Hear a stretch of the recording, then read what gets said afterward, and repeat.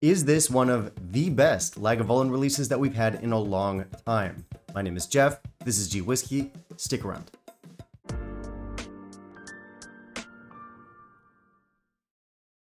Okay, so we're looking at a Lagavulin today. This is the 11-year-old Offerman edition. This one is the latest release. There have been a few releases prior to this one, but this is the first time it's ever been available in my market. In fact, I could be wrong, but I think the first few releases were US exclusives. Either way, I'm glad to see that they expanded into international markets. I hope that continues. This line was released back in 2019, so it's been a few years, and it's a partnership between Lagavulin and Nick Offerman, who's a famous actor from Parks and Recreation, and possibly other things. As I said, this line started back in 2019, and that is when we got the bourbon matured release. And then fast forward to 2021, we got a Guinness release. I'm not sure what happened in 2020. Actually, there was a thing that year. Charred Oak in 2022, and then in 2024, we got the rum cask. This is both bourbon and Oloroso sherry matured, and our rum cask comes in as a finish. Now, rum casks are pretty risky, if you ask me. And you didn't. But they are. Granted, I have had a few successful rum cask influences in the whiskey world, but I do feel like I've had more misses than hits. But tell you what, sometimes the stars align and Venus is in retrograde and you can get a good rum influence. It's just rare. So the cask choices here did give me pause, but as I said, it's the first time we've gotten an Offerman edition in my market, and typically these are pretty well received. Add to that the fact that I absolutely love Lagavulin and I'll take it pretty much any way I can get it. Yeah, had to give this one a go.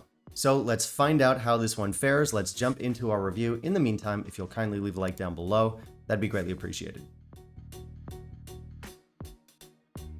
For our specs, this one comes in at 46% ABV, which is nice because not every Lagavulin does. This one is colored. And for chill filtration, I don't know. Now, this is a 46% whiskey, so it shouldn't be necessary. So part of me does want to give them the benefit of the doubt, but I'm not going to do that. So we'll stick a question mark up here. But look, I do like the Lagavulin aesthetic. I always have. And typically I lean more into like modern, flashy bottles with a little bit more pop. But I just like this look. It's sort of traditional, but it's also classy and gentlemanly. We'll give this bottle 4.5 out of 5.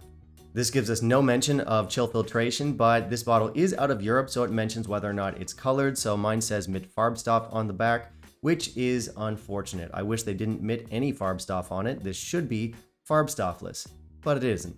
Beyond that, not much here. It says Caribbean rum finish. We get a picture of Nick Offerman, and that's about it. So not a lot of info, which is par for the course with Lagavulin. Bottle does look good though.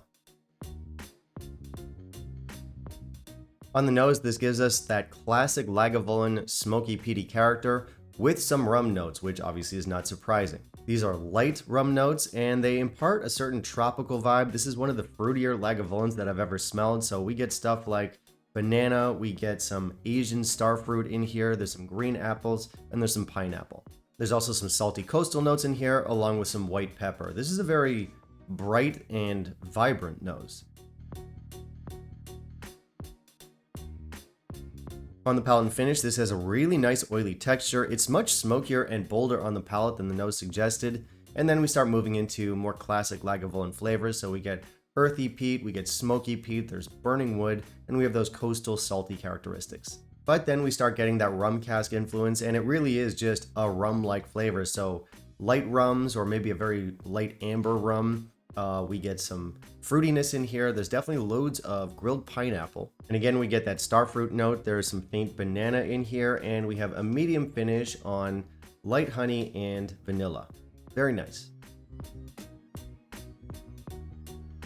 Okay, so the reason that I'm often weary of rum casks, as I said earlier, is that they often come off kind of like too sweet, too cloying. And that's because, of course, rum is distilled from sugarcane or molasses. It's a very sweet drink. But if you move into lighter rums like amber rums or white rums, they don't have that same kind of heaviness. And I think that benefits this whiskey actually.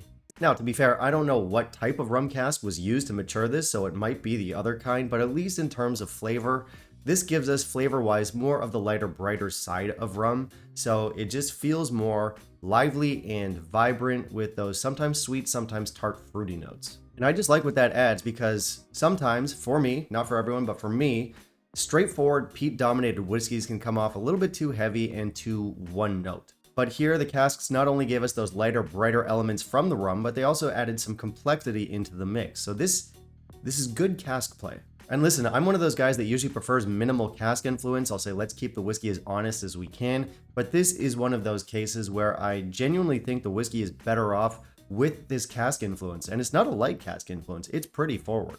How many times have I said cask influence today? The nose here is bright and fruity. You get the rum notes pretty much right away, and you know you're not dealing with the typical Lagavulin. And then it gets much bolder and more intense on the palate, and it moves closer to a more typical Lagavulin there. And I guess if I had to compare it to anything, it would be the Lagavulin 8, but around the mid palate, those rummy notes really kick in. It gets really lively and vibrant and, well, yeah, rummy. So this is really unique stuff. It goes in its own direction, and it's not just unique for a Lagavulin. It's a very unique whiskey, period. And because of that, this is going to be a divisive whiskey because it is a rummy whiskey, and I wasn't sure that I was going to like it. I do think it worked out well, but that's for me. If you're not a fan of rum, if you don't like rummy flavors, yeah, maybe not for you. Or even if you're just a purist type and you don't like cask influence, yeah, not for you. For me, this is one of the more successful rum cask influences I've ever tried, if I'm being honest. And I've tried a few, even recently. So the first thing that pops to mind is the Oban 11-year-old Diageo special release from last year, from 2023. I reviewed that 6 months or so ago. I gave it 86, and it was a good whiskey. It's Oban. I love Oban. It's cask strength. Obviously, that's a good thing. But I don't feel like the rum really meshed with the whiskey as well as it does here.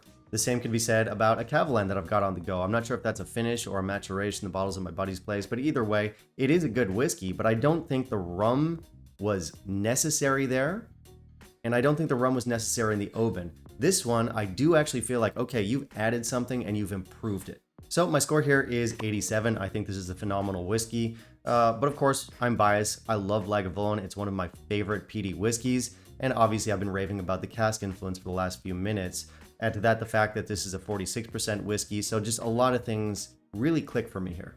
So it's a great one for your lager fans, your peaty whiskey fans, your rum fans, and people who are a little bit open-minded when it comes to their peaty whiskeys, because as I said, this is very unique stuff, but it's definitely worth trying and it's recommended. Now, before we jump into value, I do want to say a quick thank you to all my patrons, all my channel members. Guys, thank you so much for all the support. I genuinely appreciate it. And if any of you guys out there also want to help out, if you want to help keep me financially sustainable and independent, there are a number of ways that you can help. I have both Patreon and PayPal linked down below. Anything and everything helps, guys. And again, huge thank you if you're already supporting the channel. Now let's talk about value. All right, so value on this is pretty good. Now remember, Taiwan is a particularly cheap market. I paid just under 75 US dollars for this, just under 60 pounds. And yes, while it is only an 11-year-old, I think it's a great whiskey. I think the execution is there, so it's left me deeply satisfied. That's what she said.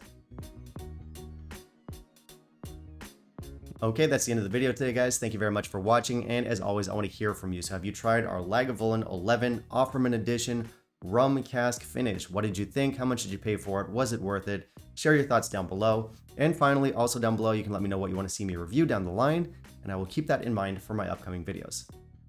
Bye, guys.